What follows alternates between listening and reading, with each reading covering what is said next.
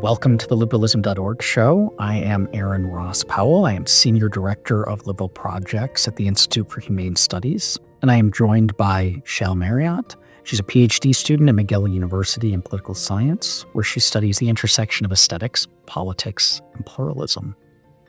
Welcome to the show, Shal. Thanks for having me. We're talking today about a piece you published recently on liberalism.org on a topic that's a little different from what typically appears on sites about political ideas. So, what does liberalism have to do with sitcoms? What a fun question to ask. It's always a pleasure when your writing can take you out of the dense history of political thought and towards television shows like The Simpsons. And that's indeed what I like to spend my time doing. So in the article, I want to suggest that there are two ways that we might think about the relationship between liberalism and sitcoms. We can also imagine numerous other forms of popular culture, like music, for example. Sitcoms are just a salient example because most people, at some points in their life, have engaged in a binge watch of, let's say, The Office or The Good Place. Can't help yourself. And the first way that we might think about the relationship between liberalism and, say, a television show like The Office is in the explicit characterization of liberal values and liberal principles.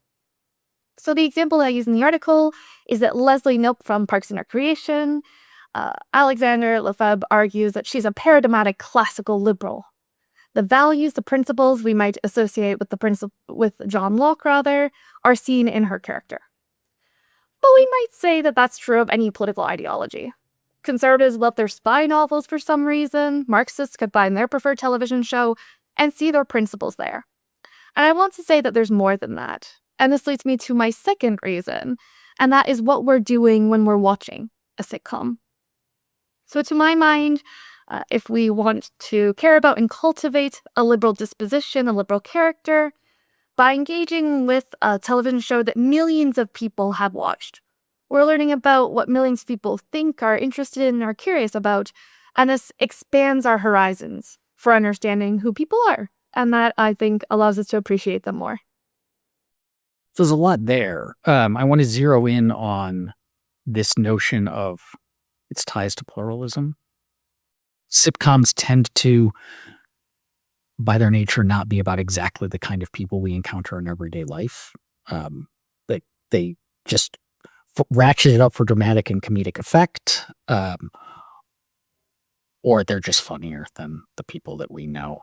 But so they're different, and often dramatically so. I'm thinking like a show like It's Always Sunny in Philadelphia.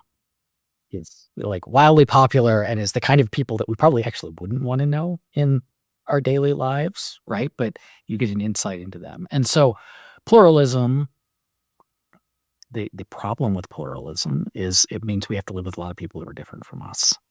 And so I wanted to dig into that of like, what is this mechanism by which we watch people and we laugh at them or with them on these sitcoms, but that's not like the way we interact with people in real life, right? Like we don't, if you acted like a laugh track in real life, people would think you were weird, probably. So what is like that mechanism for you're watching these people, you're laughing with them, you're laughing at them, they're dramatically different, that pushes us in a liberal direction versus just like, these are characters on my screen who happen to be funny, and then I turn the TV off and go on with my kind of intolerant, anti-pluralist ways. So it's really helpful that I just watched It's Always Sunny in Philadelphia for the first time a few months ago. So I can actually reflect on what you mean when you say they're people you wouldn't really want to meet in everyday life. I think that for characters to be compelling, and especially for them to be popular, for people to get an It's Always Sunny reference, there has to be something about them that's relatable nonetheless. They might remind us of a friend or someone we've encountered. And the immediate example that comes to mind is that I think many of us have experienced rejection like Dee has. The fact that she's viewed as less than perfect as a woman, as unwanted, as unable to get a date. Many of our dating lives reflect that at one point or another. Or at least there's something that, as hyperbolic as it is, speaks to some kind of a truth that we can sort of understand and bring home to ourselves. So the benefit of comedic hyperbole is that it takes things to the extreme, but things which nonetheless we can bring back to ourselves and see some truth and some value in. But I also want to pick up your point about what it means to be a liberal is it means living with people we may not necessarily like. And I think that there's definitely some truth to that. Judith Shklar, who really serves to motivate my research and this piece in particular, in her work Ordinary Vices, talks about the fact that to be a liberal means there's going to be a lot we have to tolerate. And I want to push it a step further and say not only tolerate, but that we ought to appreciate. I think pluralism can't merely reduce down to the fact of toleration. There has to be something that allows us to say, and we value the diversity of voices, of characters, of people we might not like or might not be to our taste, are there nonetheless and are present and are part of the conversation. The characters in It's Always Sunny, although I certainly wouldn't agree with many of the antics they get up to, they reflect a kind of culture of being at bars, spending time talking to your friends. And I would be very interested in hearing their views and thoughts on the politics of everyday life. Like, what do they think about democratic backsliding? I'd like to know. Is this then how it's different or it's specifically liberal in its framing, what it's teaching us, the way we're engaging with it, versus you could have pro-fascist content that introduces you to different kinds of people, or pro-communist content. You could see that, like there's television shows made in the Soviet Union that pushed a communist line and had different characters. There's a wonderful show set in Romania called Citizen Comrade that's a parody of 80s Soviet police dramas where all of the antagonists are these like capitalist criminals and the cops are like good communists, and it's very funny but kind of gets at that, like it's pushing this line. So is the difference then why this pushes in liberalism is that appreciation, that it's not just you're being exposed to difference, but you're coming to like enjoy that difference? Is that the core of it? And it centers on the idea that it's how we engage with these works that allows us to be better liberals. So in some sense, if you're not at the offset interested in improving your skills of being a better liberal, this article might not necessarily be for you. But if you're interested, and indeed what your project's interested in, is thinking about what liberalism is and what it can be, its possibilities, one of the things that I think liberalism needs to get better at is saying not only that we appreciate diversity, but we're excited by it. That we get to engage in diverse perspectives and voices. And so when we're watching sitcoms, far from merely being escapism, I think we can see it as an opportunity to think about who other people are, what they're interested, what their likes and dislikes could be, and to gain a sense of developing our own capacity to appreciate it and to empathize with them in a more thoroughgoing way. Yeah, I've discussed this kind of thing a fair amount in prior this show. This show's brand new, but in other shows that I have hosted in other writing, and that a way to talk about it is it's the ancient Pali word for it is mudita, or sympathetic or vicarious joy, that we can take delight in others' happiness, others' achievements, others' differences, others' scopes of their lives in a way that like we feel pleasure in. It's not like it's good for me. It's not like I have benefited from their joy, therefore I take pleasure in it, but just like the fact of, and that sounds similar to what you're describing, that we're just appreciating these people. And like the fact of their difference, the fact of their antics is like a constituent part of our own happiness. It makes us better off. And that is, yeah. So that's different than just mere tolerance, which is, these people are different from me. I might not like it, but I'm going to put up with it. And what kind of a defense of pluralism is it just to say, oh, you're here and that's fine? Like, I don't think that's much of a defense at all, but rather to say, you're here and my life is better for it, and our lives as a political community benefit from it. I think is a much richer way to defend the value of pluralism. And what you're saying is very resonant with the history of liberal political thought, because that's what Adam Smith's claim is in the theory of moral sentiments, of course, right? The fact that we take joy at the happiness of others, and that although we want to spend time with our close little knob companions, we want people to gossip about Adam Smith with, there's also an entire world that we're exposed to, we benefit from, and we partake in. And appreciating that world as well as our own little fandoms, we might say, is part of what's crucial for the liberal project.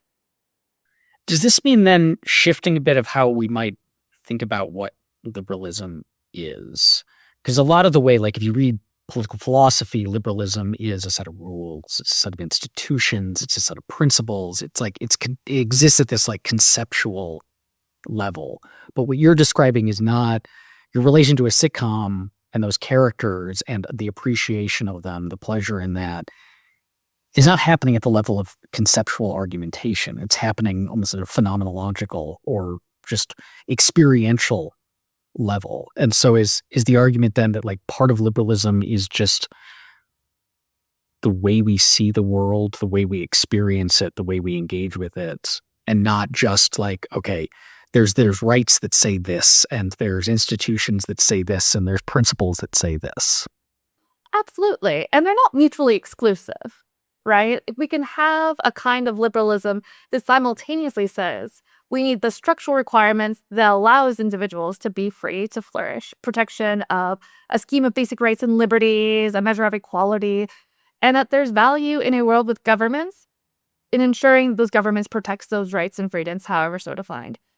But I want more from that in my conception of liberalism, and I think liberalism requires it. Because it's also in, and here I'm thinking of Plato's conception of politics, the affairs of the city. We live lives with other people, and we're engaging in those lives as members of a political community. And so how we treat one another is a huge part of that. And again, if we have this principle of equality, but we don't treat people as equals, how can we truly be saying to want a society where equality is an operative principle? I don't think we can.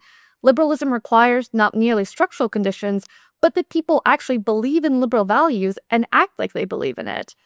And really at the heart of why I'm so interested in aesthetic forms is I think it gives us a recourse to do so. It allows us a way to think about how to treat one another better, to learn to celebrate diversity, and then to embody that in practice.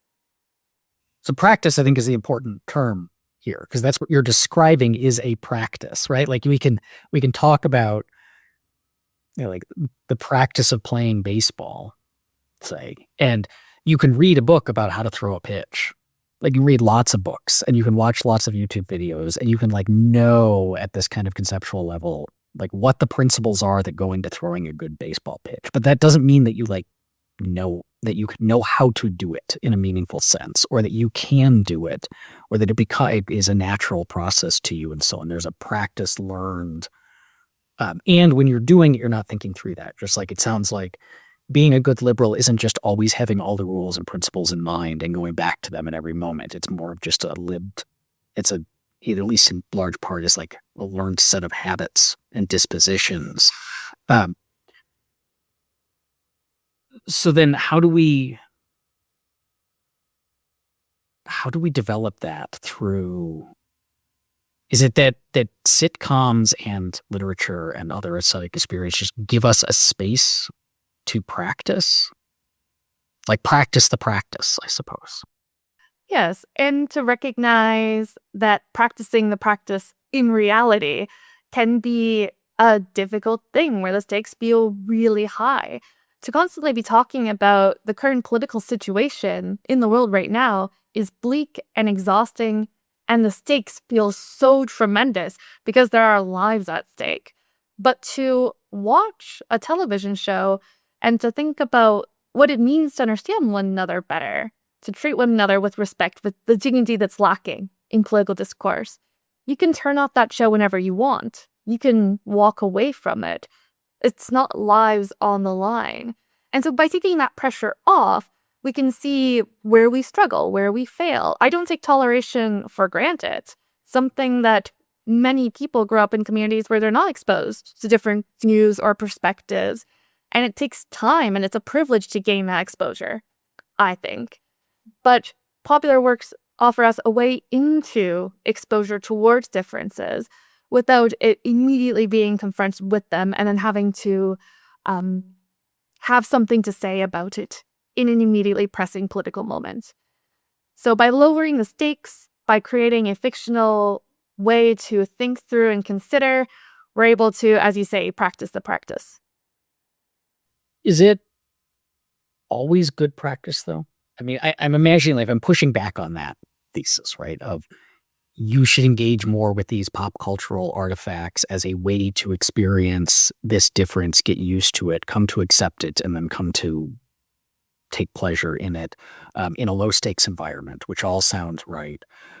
But I'm imagining, like, the kind of people who got really upset about violence in video games or got really, like, mad about those comic books corrupting the youth and so on, pushing back on that and saying, look, no, like when you're watching It's Always Sunny in Philadelphia, you are coming to identify with and take pleasure in really reprehensible behavior. That's like the show's brand, is people being reprehensible. And you're laughing along. Isn't that just training you to be reprehensible, training you to overlook the reprehensibleness of others? Like that, it seems like could it push in the other direction of inculcating bad habits, bad perspectives, whether those are anti-liberal or unvirtuous, whatever it happens to be? I think it requires us to think about what we're doing when we engage in a television show or a comic book. I have in mind Watchmen when you mention like the dangerous nature of comic books. And if you walk away thinking that destroying the entire universe is the way out of the current political problem, I think you're perhaps not reading it critically enough. So we might say, on the one hand, that when people are engaging with something like sitcoms, the risk is thoughtlessness. They're passive viewers. They're not really thinking about it. And I think that could potentially avoid your concern because in that sense, they're not really taking much away. It's just something to do to relax at the end of the night. It's some easy laughs.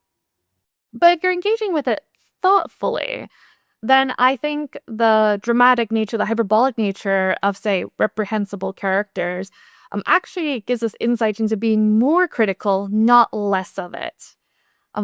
But again, in a way that doesn't then dismiss it altogether and to say, actually, what we need is a world closed off. Like, we should be shutting down all the bars in Philadelphia if this is what's going to happen. But instead, appreciate that despite the reprehensibleness, there can be something valuable in it, but that doesn't inadvertently condone it. I think we can be critical viewers and critical listeners, but I guess what I'm saying is that it requires a lot on people to just think about what they're engaging with, not merely to passively consume it. So liberalism requires a degree of discernment in our engagement. I would hope every ideology requires discernment in our engagement. Is that demanding? It sounds like we're asking a lot of people because it's not just, I mean, started this as the paying relentless attention to the contemporary political world right now is exhausting, anxiety inducing. The doom scrolling is just, it's not great. And so people turn to sitcoms and other material partly as an escape. Like they quote, like you want to turn off your brain for a while. But it sounds like you're asking them to like critically engage now with this. Like, I guess, is there a passive way that this gets across? Because you bring up like Bewitched in your essay, and you have this really nice perspective on it as showing how, I think the way you describe it is Samantha. That's the name of the witch, and doesn't fit the accepted '60s like role of a wife. She doesn't play that role the way that society, and there's frustrations that causes for her husband because she's not doing the things that like he expects her to do for the social situations. But the response to it is not, it's not therefore she needs to learn to be a good '60s wife. it is that the world kind of adapts in like a positive way to her difference. And that's the message that's coming across. And so I guess what I'm getting at is like just getting that, which is a liberal message. It's a socially liberal, there can be difference and it can be good message. Does that require this degree of critical engagement, discernment, like paying attention for the I am practicing liberalism-ness of the 22 minutes that you're watching Bewitched? Or is it something that like all the people who are probably watching Bewitched the way most people would have, like are just picking up? So like an osmosis, I suppose, to this. The nice thing about The Witch is it's such an explicit example of a liberal principle in practice, and one I grew up on as a kid. Like, I watched Bewitched when I was maybe 7 or 8 years old. I thought Samantha was such a cool example of what it meant to be a woman, like someone who can't cook, but who nonetheless has strong opinions. I suspect that navigated how I thought about growing up in a really lovely way. And it's one where you don't have to discern so closely because the liberal principle you might be looking for is there. But when we take cases where it's not obvious, or to go back to the concerns you raised about illiberal forms of art and the demanding nature of discernment, part of what's nice about habits is eventually they just become the background operative condition you live your life in, right? So we might think, or an example that comes to mind is meditation. People who don't meditate find it very hard to sit still for 5 minutes and leave your mind blank. People who have been doing it for 5 years find it really easy. It's just a part of their day-to-day routine. And I think in some sense, our cultivation of liberal values can follow a similar sort of format. So people who are newly engaged in liberalism, who perhaps find the values difficult but worthwhile, who find the trade-offs hard, because every ideology has trade-offs, and certainly liberalism does. You have to tolerate a lot of things you may not like or appreciate, but you have to learn, on my telling, how to value them. But eventually, working away, practicing that discernment becomes second nature, such that you may not worry as much about watching a show with a liberal gaze, so to speak, because it's just the water you swim in. You're already being drawn to picking out and appreciating the liberalism in those works of art. So I guess yes and no, and it depends on the show. I'm thinking now of someone who's involved in making these kinds of things, listening to this, and be like, come away with like, oh no, I suddenly have a lot of responsibility. Like I'm, what I'm doing, what I'm making, what I'm putting out into the world is training people's perspectives. It's a practice that they're engaging in, and now I need to have that in mind as I'm building this stuff. So is this an argument that like there's an underutilized tool here of promoting liberalism? I'm thinking of, like so many of us who have, say, dedicated our careers to advancing these ideas, or our studies to advancing them. We're scholars in it. We're activists. We are think tankers. We're journalists, whatever it happens to be, right? Tend to focus on promoting it through argument, through evidence, marshaled and so on, and all that's important. But is this saying to some extent like there's this underutilized tool of pop culture that we can bend the world in a more liberal direction through like the stuff that a lot of people are just dismissive of as kind of pop cultural junk? So I don't want the upshot of this to be that liberals should go and write spy novels like the 20th century conservatives did. I have never read William Buckley's spy novel. It's on my eventual reading list, because I'd be curious as to whether or not conservatism appears there. But I don't think that liberals need to be doing creative writing unless they want to be, or creative television production, as it were. And I don't want to instrumentalize aesthetic works too much in service of politics or liberal politics. So on my telling, sitcoms, works of popular culture, they offer us an avenue into exploring political ideas and thinking them through and cultivating a liberal disposition towards pluralism. But on the other hand, part of the appeal of aesthetic works is because they're emotionally compelling. And they remind us first and foremost that we have to live an actual life filled with actual people. This is one of the points that Judith Shklar makes about 1984. It's the tendency of political theorists to talk in a vacuum, as if their version of their thoughts about politics are far removed from the everyday ordinary masses. And that's simply not the case, right? Like, politics has to do with who people actually are, the way they think, the way that they feel. But it doesn't mean you always have to be thinking or feeling about politics. Sure, there's something political about a Hallmark film.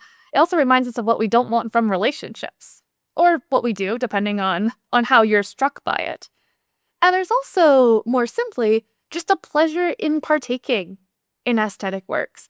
We get to laugh at these very questionable people doing questionable antics for half an hour.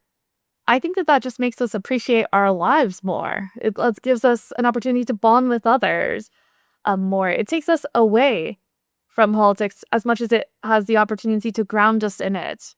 And so I don't want to say that aesthetics is like a tool we ought to be using for politics. And I think overtly, like, works that are too overtly political lose something affective, emotionally resonant in what they do. But at the same time, yes, there are principles and ways in which we can relate to them which allow us to be better politically. Thank you so much for coming on the show, Shal. And thank you all for listening to the liberalism.org show. Again, I am Aaron Ross Powell. If you enjoyed this show, share it with friends. You can find it wherever you get your podcasts and on YouTube. And visit us on the web at www.liberalism.org, where you can find Shal's article and a lot of other great stuff about liberal ideas. And you can sign up for our mailing list to get them all in your inbox. I will talk to you next time.